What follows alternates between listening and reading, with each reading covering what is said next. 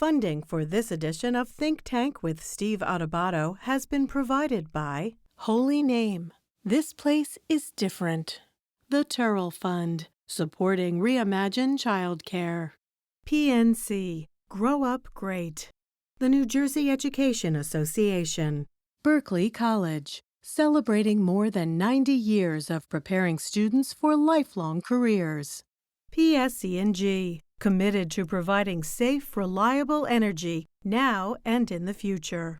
NJ Best, New Jersey's 529 College Savings Plan. Community Food Bank of New Jersey.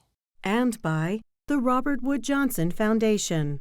Promotional support provided by NJ Biz, providing business news for New Jersey for more than 30 years, online, in print, and in person. And by New Jersey Globe.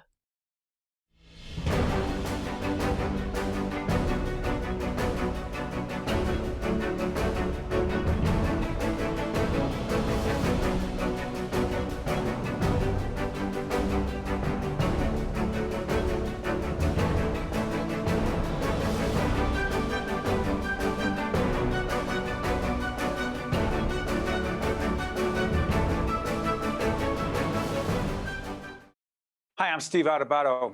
It's a very important program that talks about the importance of making a difference,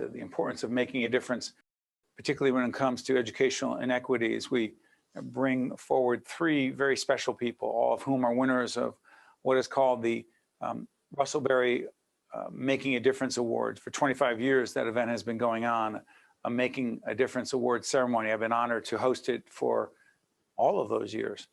And it's been virtual in the past, and as we move into 2022, we hope we're going to be together this year. So I want to acknowledge our three Russ Berrie Making a Difference Award winners. First, Paul Winslow, who is the president and co-founder of Students to Science. Sharron Miller is the founder of Sharron Miller's Academy for the Performing Arts. And Larry Abrams is an English teacher at Lindenwold High School and the executive director and founder of BookSmiles. I want to thank all of you for joining us. All of you were, in fact, part of the 25th anniversary Russ Berrie Awards for Making a Difference. It was virtual this last time. Again, we hope that moving forward, it will be in person. You're going to see the Russ Berrie website to make a nomination of someone you believe is making a difference, an unsung hero, as Russ used to say, someone who is an extraordinary person, doing important things. Let me jump right into this. I want to give everyone 30 seconds to describe your organization. Sharron, if you could, tell everyone, because I know your dance studio here in Montclair, our daughter was a part of it growing up. Tell everyone what it is and why it matters. Sharron Miller's Academy for the Performing Arts is a not-for-profit, tax-exempt 501c3 arts education organization. We have dedicated our mission to the developmental inclusive training of young people and seniors and adults in dance and related theater arts. We recognize the important value this can have in a person's life. Absolutely. And Larry, go ahead, please. Hey, my name is Larry Abrams. I am the executive director of BookSmiles. We are the largest provider of new and gently used children's books in the Philadelphia, New Jersey area. I started this thing out of my classroom and out of my garage, simply collecting books, diverting them from the big box thrift stores, putting them in the hands of teachers, putting them in the hands of children who live in underserved areas, low-income areas. We believe that every child should own a library of their own, regardless of their zip code. It's not fair that some kids have hundreds of books and other kids don't have a single book. We're working to close that equity gap. Every child should have books of their own. Well said. And we're talking to three winners of the Russ Berrie Making a Difference Award. Take a look at the website again as you listen to Paul describe Students to Science, the significance of making a difference in the community. Nominate someone who you believe is making a difference. Paul, go ahead, please.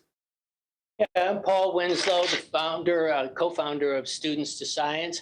Students to Science is a New Jersey-based non-for-profit organization.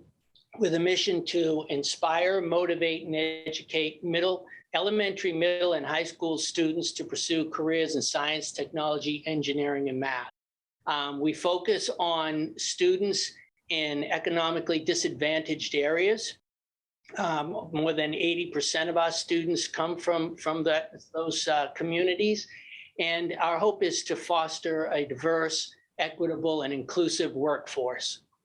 Well said. Sharron, let me ask you something. STEM, science, technology, engineering, and math, talked about a lot. You've talked about the importance of adding an A to that to make it STEAM, and that A stands for the arts.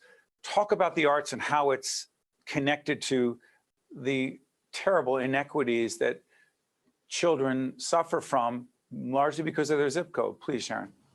Unfortunately, arts are the first thing to be cut from any kind of public school, in particular, curriculum.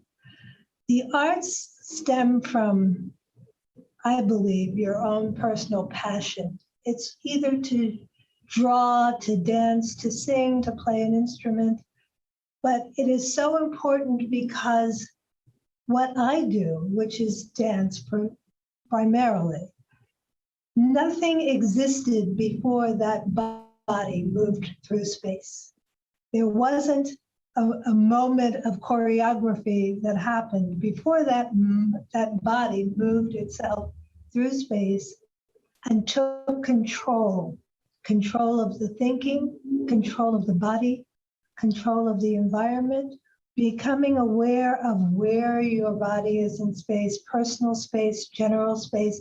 This creates self-esteem, it creates self-discipline, and it stimulates the mind to create. And it's creating something that wasn't there before.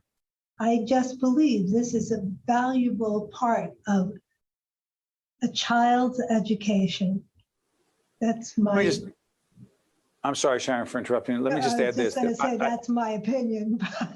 Well, no, it's your opinion, but it's also my experience with my wife, Jennifer, to see our daughter, what dance has done for her self-esteem. And it's not about our daughter. It's about any boy or girl who's involved in the arts. And I just see it in our daughter, the level of self-confidence, self-esteem.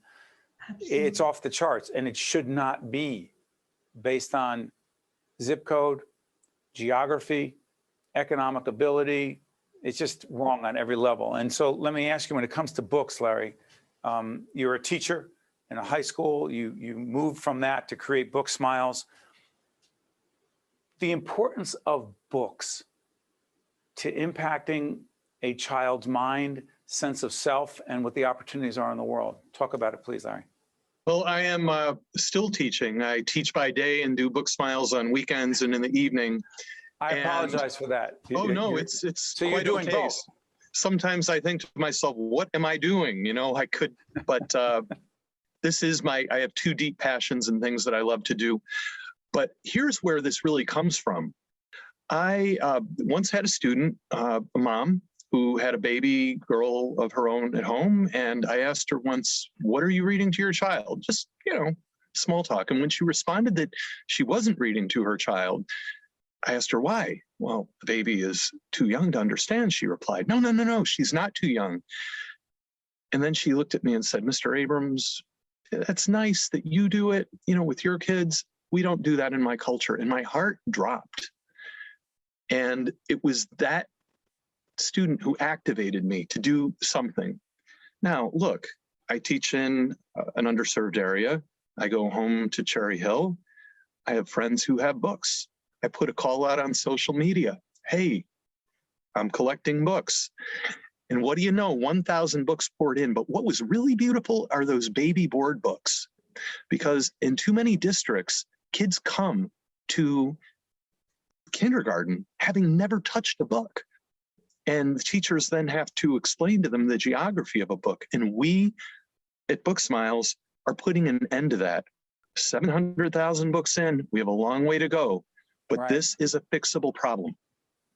And by the way, I want to be clear that when we talk about the Making a Difference Award, each one of our guests today are winners of awards. There's a cash award. I want to be very upfront about that as we put the website up. There's a cash award to help that not-for-profit organization continue to make a difference. Paul, let me ask you something. When we talk about science, students to science, real quickly, who are your partners and how are those partners helping students to science make a difference with the underserved, the children in underserved communities you work with, please?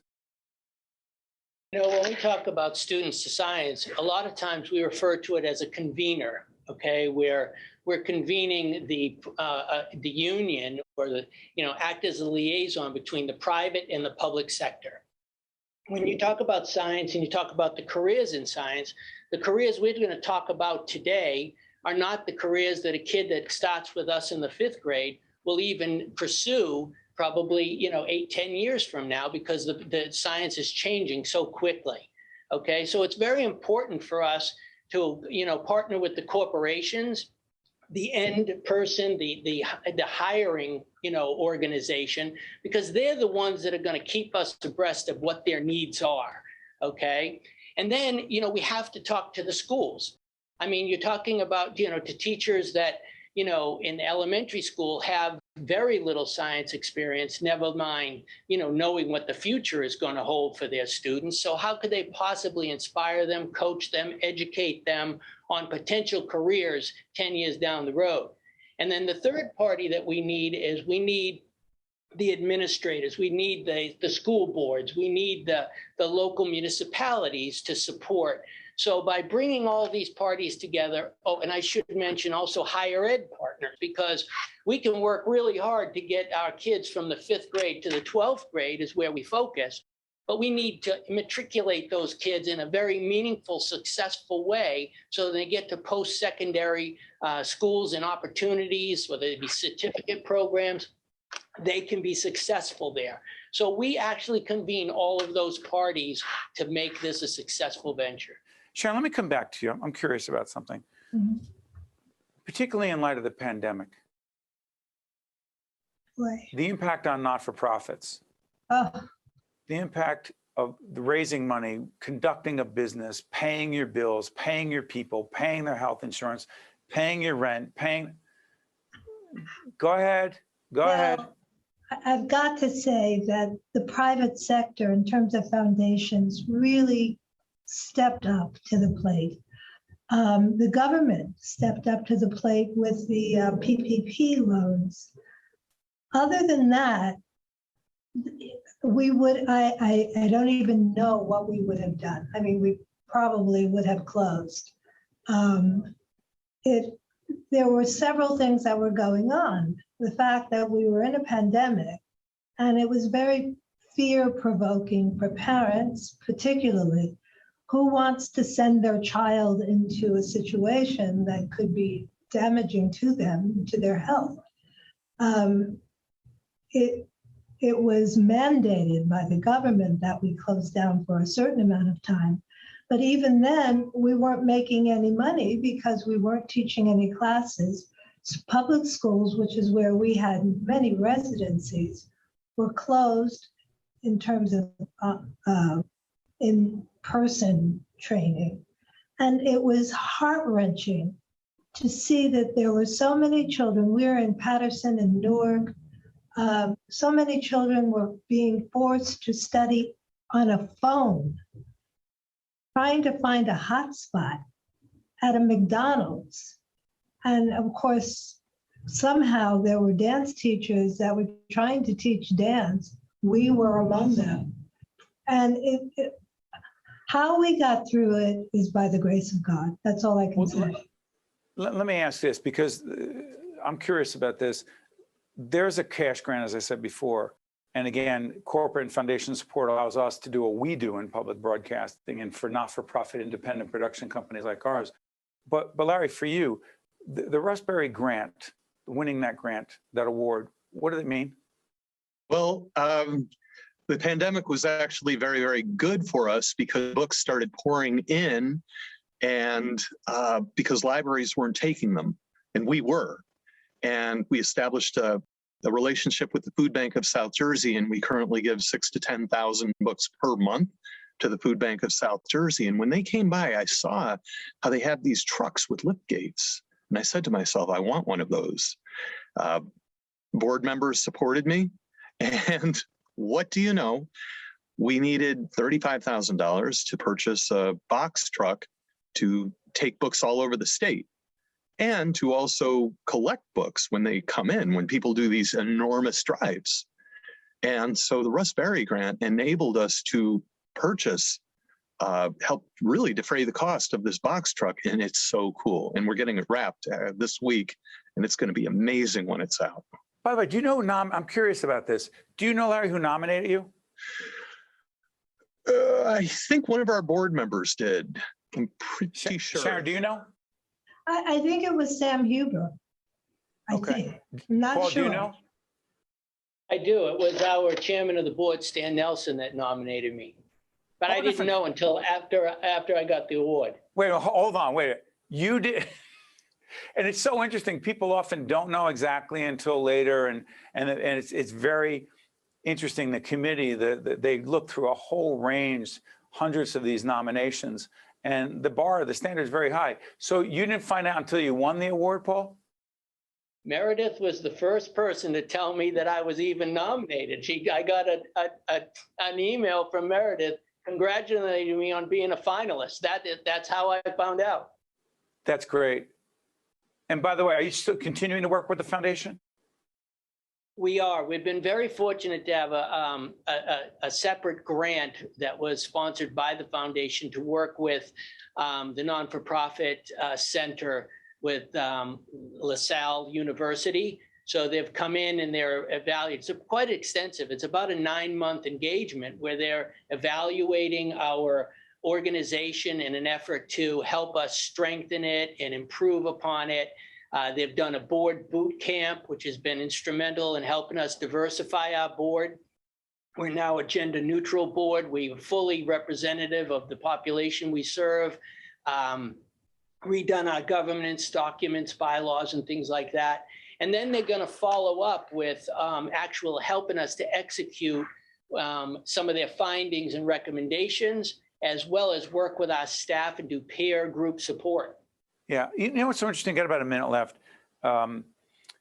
It's so interesting to me that, given our relationship with the Russ Berrie Foundation over 2 decades plus, we've gotten to meet a whole range of other not-for-profit leaders who do all different kinds of things. And one of the things that I sense, Larry, is it brings people together and makes connections. Am I overstating that?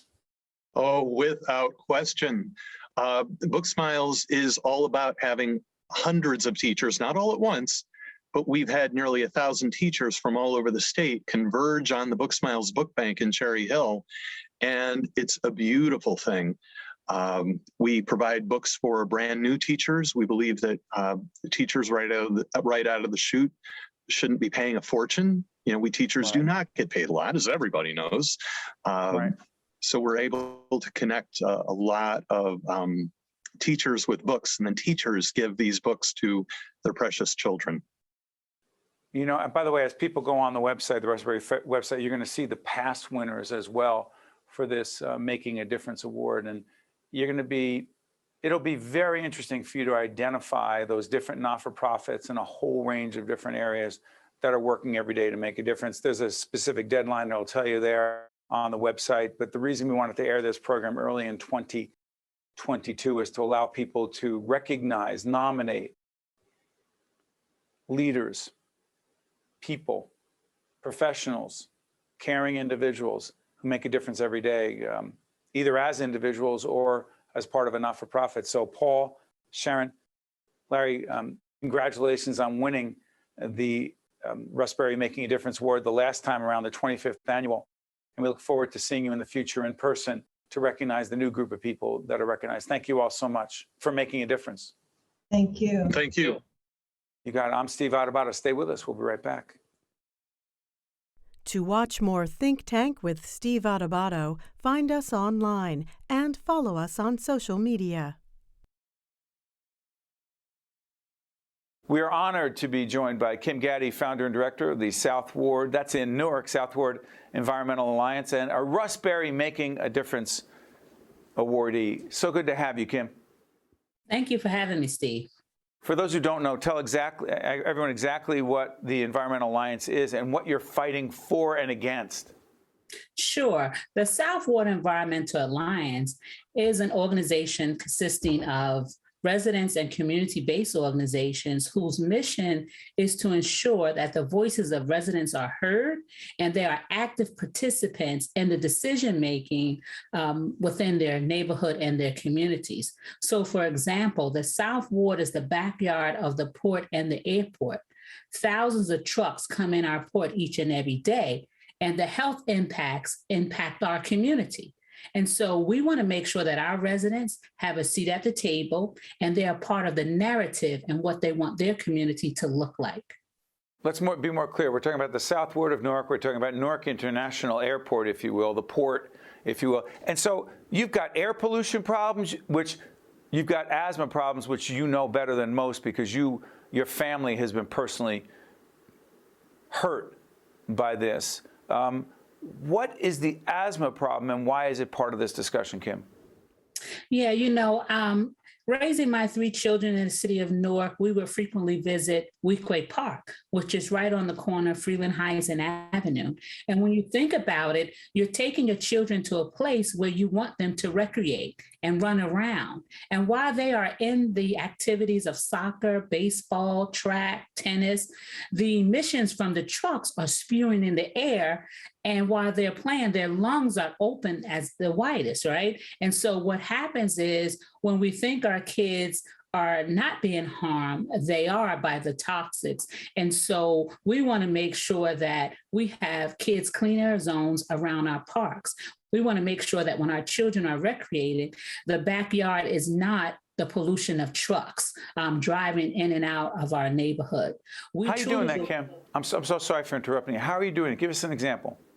So what we would definitely want to do is make sure that the cleanest trucks are on those roads. So there's electric trucks that exist today. The technology is here, but in our communities, the dirtiest trucks are still on the road. The dirtiest buses are still on the road. And when you think about the cumulative impacts from the trucks and the buses, then that increases the asthma rates of our children, by the pollution. And by the way, to be clear, the South Ward of Newark is disproportionately an African-American community. If people want to understand an operationalized example, a real example of institutional racism, just listen to what Kim just said. In that spirit, you and the organization won the Russ Berrie Making a Difference Award. A, what does that award mean? And B, how has it helped the organization?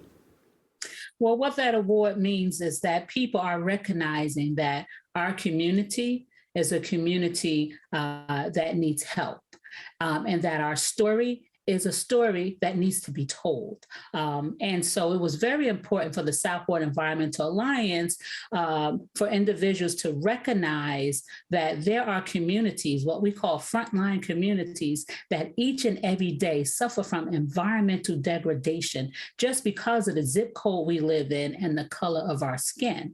And by receiving the Russ Berrie Award, individuals have been reaching out and they've been saying, oh my God, I didn't even know that that was a problem in your community. We thought it was only over here or over there. And we said, no, it's everywhere within our South Ward community. And so our story has been elevated.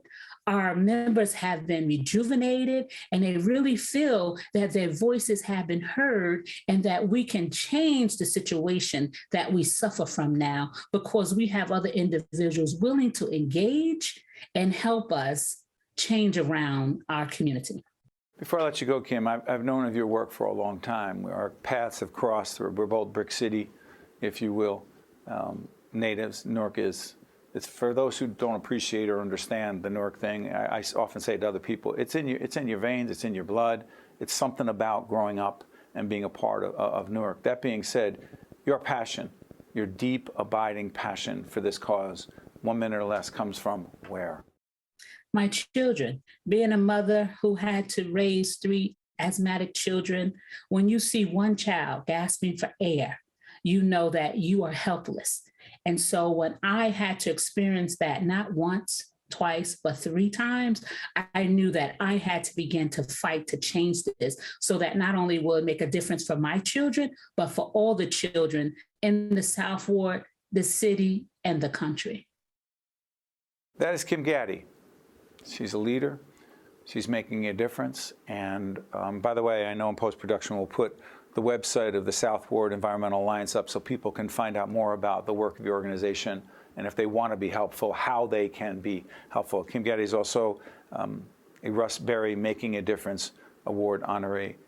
Kim, you honor us by joining us on public broadcasting to share your story and the story of the people in the community of the South Ward of Newark. Thank you so much, Kim. And thank you for having me. You got it. I'm Steve Adubato. That's Kim Gaddy. We thank you so much for watching us, and we'll see you next time. Think Tank with Steve Adubato has been a production of the Caucus Educational Corporation. Funding has been provided by Holy Name, the Turrell Fund, supporting Reimagine Childcare, PNC, Grow Up Great, the New Jersey Education Association, Berkeley College, PSE&G, NJ Best, New Jersey's 529 College Savings Plan, Community Food Bank of New Jersey, and by the Robert Wood Johnson Foundation. Promotional support provided by NJ Biz and by New Jersey Globe. Do you know someone who's done something extraordinary for others, whether a community service or an act of heroism? That person may be a candidate for the Russ Berrie Award for Making a Difference. Help us pay it forward by honoring New Jersey's unsung heroes in their efforts to make a difference in the lives of others.